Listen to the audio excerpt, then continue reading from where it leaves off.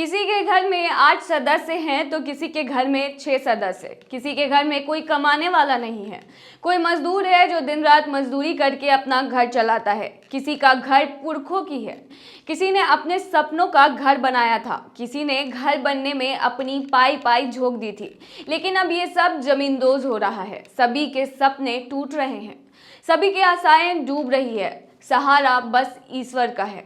जी हाँ, हम बात कर रहे हैं जोशीमठ की, जहां 2 जनवरी की रात को घरों में दरारें आईं और अब 10 दिन बाद दरारें मोटी होती जा रही हैं और लोग बस बेबस हैं।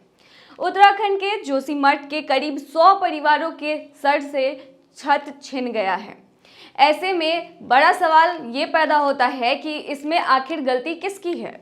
उन लोगों की जिन्होंने जोशीमठ में अपने सपनों का घर बनाया, या फिर सरकार की जो 50 साल पहले दिए गए चेतावनी के बाद भी लोगों को वहां बसने की इजाजत दी?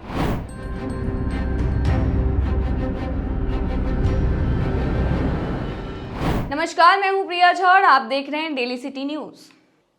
उत्तराखंड के जोशीमठ में भूधसाव हो रहा है, जिसकी स्थिति लगातार बिगड़ती जा रही है। भूधसाव ने क्षेत्र के सभी वार्डों को चपेट में ले लिया है। स्थिति की गंभीरता को देखते हुए पीएमओ लगातार मामले की निगरानी कर रहा है।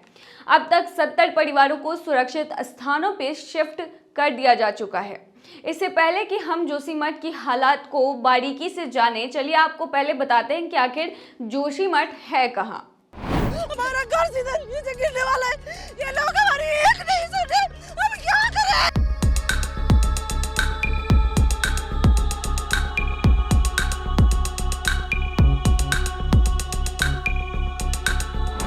गेटवे ऑफ हिमालय के नाम से मशहूर जोशीमठ, जिसे ज्योतिर्मठ के नाम से भी जाना जाता है, उत्तराखंड के चमोली जिले के एक शहर और एक नगर पालिका बोर्ड है।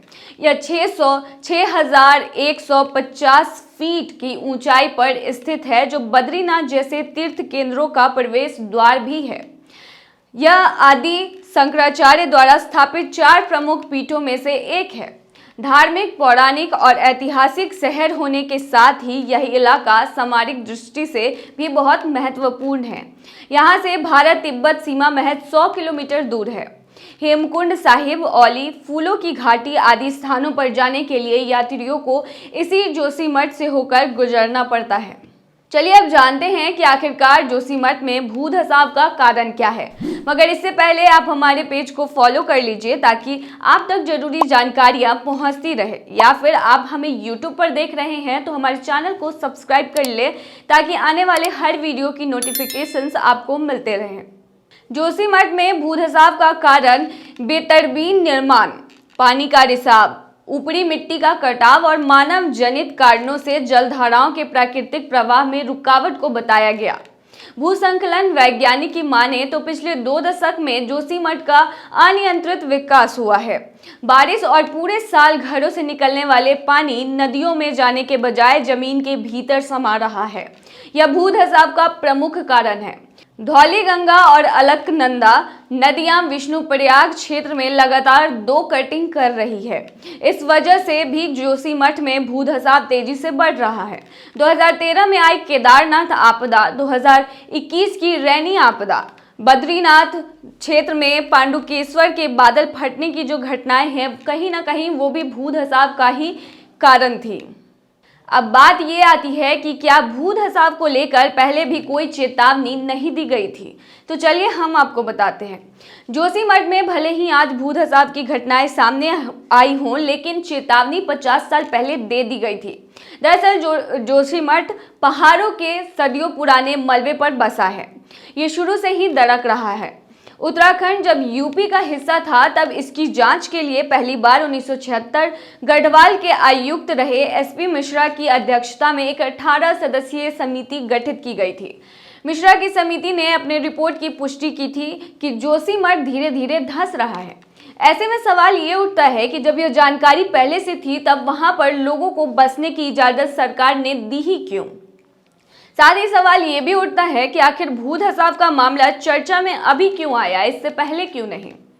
दरअसल बीते सोमवार को रात में कई मकान में जब अचानक बड़ी दरारें आ गई तो पूरे नगर में डर का माहौल हो गया। ये दरारें हर दिन बढ़ रही हैं। मारवाड़ी वार्ड में स्थित जेपी कंपनी की आवासीय कॉलोनी के कई मकानों में दरारें आ गई। कॉलोनी के पीछे पहाड़ी से रात को ही अचानक मटमैले पानी का रिसाव भी शुरू हो गया। दरार आने से कॉलोनी का एक पुस्ता भी ढह गया। साथ ही बद्रीनाथ हाईवे पर ही भी मोटी दरारें आ गई हैं। वहीं तहसील के आवासीय भवनों में भी हल्की दरारें दिखी हैं। भू धसाव की वजह से ज्योतेश्वर मंदिर और मंदिर परिसर में भी दरारें आ गई हैं। इन्हीं तमाम वजहों से अब ये मुद्दा है वो चर्चा में आया है। जोशीमठ में हो रही आपदा को पहले भी रोका जा सकता था, इसके लिए सुझाव भी दिया गया था। मिश्रा समिति ने भूस्खलन और भू धसाव वाले क्षेत्रों को ठीक कराकर वहां पौधे रोपने की सलाह दी थी।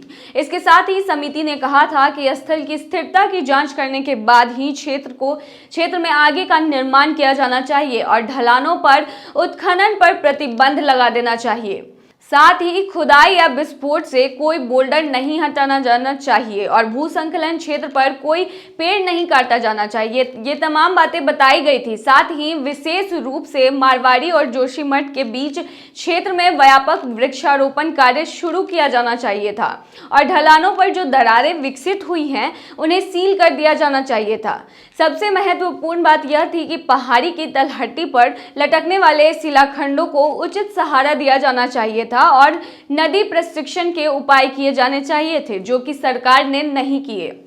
आगे इसका खतरा और दायरा कितना बढ़ सकता है, चलिए आपको बताते हैं। जोशीमठ से भारत तिब्बत सीमा महज 100 किलोमीटर दूर है। भू धसाव का क्षेत्र सैन्य क्षेत्र और आईटीबीपी के मुख्यालय की ओर बढ़ना शुरू हो गया है। सैन्य क्षेत्र में जाने वाली सड़क भी धंसनी शुरू हो गई है। जोशीमठ में भारतीय सेना का ब्रिगेड मुख्यालय और भारत तिब्बत सीमा पुलिस की एक बटालियन तैनात है। जोशीमठ भारत तिब्बत सीमा का अंतिम शहर है। यहाँ से नीति और माना घाटियाँ भारत तिब्बत सीमा से जुड़ती हैं।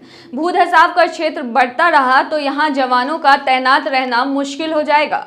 विशेषज्ञों का कहना है कि इस स्थिति में देश की सुरक्षा का भी खतरा पैदा हो सकता है। तो आपको क्या लगता है कि आखिरकार जोशीमठ में जो आपदा आई है उसके पीछे का जिम्मेवार कौन है? हमें कमेंट सेक्शन में जरूर बताएं और ऐसे ही तमाम खबरों के लिए बने रहिए डेली सिटी न्यूज़ पर।